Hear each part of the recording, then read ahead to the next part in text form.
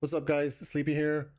And GGG finally broke radio silence for patch 0.5. The Return of the Ancients. We're getting a live reveal the 7th of May, and the release of the patch is the 29th. Pretty interesting. I really wasn't expecting this, honestly. I was still pretty sure we're going to get early May, mid-May at the latest. But I want to say I'm not too bummed out about it either, to be honest. This kind of says a lot in many other ways to me. So I kind of want to really just get into it right away. Let's discuss the elephant in the room first and foremost. In 0.4, they basically stated they're sticking to a 4-month league from now on. That is how they're going to be, going about it. These dates basically coincides with 0.4 being a 6-month league already. Yeah. So what's going on here? And I think I have my speculations as to what's happening. So I kind of want to discuss them with you guys. I think in terms of, what I think is the issue here that is hindering them for putting out 4-month leagues is basically tied to classes. And I think mainly it's tied to the animations, to be very specific about it. So if we go back to 0.3, for example, we had the Druid class that was set to be released essentially for 0.3. That ended up being delayed to 0.4. And we didn't get too much info about it, but the little stuff we got hinted at animations being a pretty big issue in terms of getting right. And obviously, it makes total sense. Getting the animations for the class in itself perfect is one thing, but then getting the shape-shifting classes tied into all the existing and upcoming classes as well, obviously that's a pretty big task that needs, time on its own. But I think herein lies the issue that they're facing when they are approaching the classes, is that basically this needs to be done perfectly the one time that they do it. They really don't get to do any do-overs here. It basically has to be perfect spot on from the release. And the reason I say this is because if we go back to PoE 1, so all the classes we have here, they are, sure, they've been polished and they look fairly different from when they were first released, but essentially animation-wise, they are pretty locked in. Not so much that they've been able to do here to, revitalize. If we go back and look, they pretty much look the same.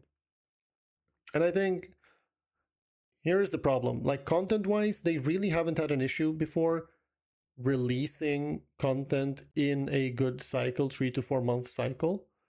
If we exclude, the settlers 1 year, but that is tied to, PoE 2 being a thing. But prior to that, this hasn't really been an issue. The only other thing that's been added to the equation here for them basically is the addition of the classes. And like I said before, this has to be done perfectly from the get-go. They don't really get to do any, do-overs here.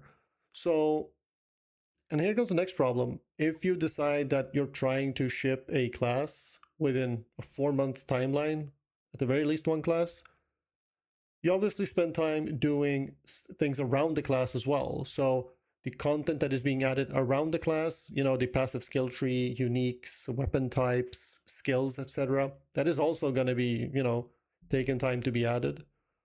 But if the class and the animations part of it isn't done, then everything pretty much that you've worked up until that's just put on hold. And I think this is one of those examples where we see that, maybe everything around the class is finished. Animations just isn't on point where they want it to be. And then you could ask, why are they so picky about it? Whatever. I mean, PoE 2 basically came about with the intention of changing the combat system as a whole. So in a recent interview with Chris Wilson, which is one of the founders of GGG, and Thomas Mahler, which is the CEO of Moon Studios that made No Rest for the Wicked. Thomas basically asked Chris what the reasoning was for PoE 2 even being a thing. And one thing that Chris did mention was that, Jonathan wanted to change the combat system as a whole. So that's where this came about. And with that core in mind, for me, this all sort of makes sense, Stuff like these, like this, needs time, should take its time. This results in us, having to wait a while. But all in all, I'm fine with it. At the end of the day, whatever they release, it's going to be made to the standard that they want to uphold. And it's a short-term pain for a long-term gain, essentially, is where I'm getting at. But apart from that, I mean, I don't think it's only the class part. It's probably other stuff as well. And so if we take a look at the post from Kelly here, she basically mentions that this expansion is shaping up to be one of the biggest ones that they've ever released. It just needs a little longer to cook. So, I mean, apart from, which is my prediction, at least a class being added, there's going to be multiple other stuff as well, which is pretty interesting. That's going to be, pretty cool to see what they've cooked up, because they've dropped some banger leagues in PoE 1 and even big ones in PoE 2. So to top that is gonna be super interesting to see. I mean, predictions wise, I'll go straight into it. One class at the very least kind of fits with everything that I've been talking about right now. I wouldn't be surprised if we got two. I'm honestly gonna go up on a limb. Maybe I'm coping here. That could be a thing. But I'll go out on a limb and say I think we get two classes. On top of that, obviously, there's going to be, a new league, all the endgame changes that we've been waiting for. There's been some hints, leaks, call it whatever, for the Keepers League getting some change. That could be, either the boss additions that they've talked about before, I think, or it could be that they are reworking Breach to be more like PoE 1, like with the addition of the Breach tree, etc. I'm not really too sure about that one. I think it's mainly new bosses that would fit the endgame theme here as well. But I mean, we'll see. And based off of prior video we saw here, it looks like the Infinite Atlas is staying. And I mentioned this in my last video, that all in all, even though the Infinite Atlas feels a bit stale and, whatever, I still think it's a good addition. I think it just needs time. And this is probably what I've landed on mainly with PoE 2 as a whole. Most of the things that I want to get better is just going to be changed with, the factor being time. So there's not much to do about that part. We'll just wait, and this game is just going to get exponentially better, in my opinion. I think Rax mentioned a really good thing. With all the experience they have making PoE 1, all that accumulated time is going to be put into making PoE 2. So we're already seeing that. The changes that is going on here, they're pretty drastic and they're pretty quick, and a lot is happening in PoE 2 right now.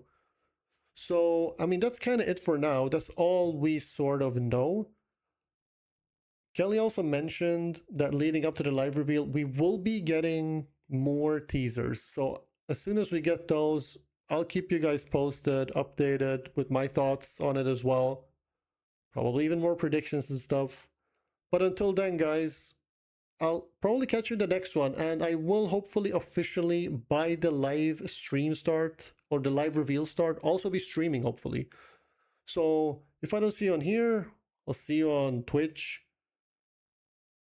and we'll take it from there pretty much. Thanks a lot, guys. Take care, stay safe, have a good one.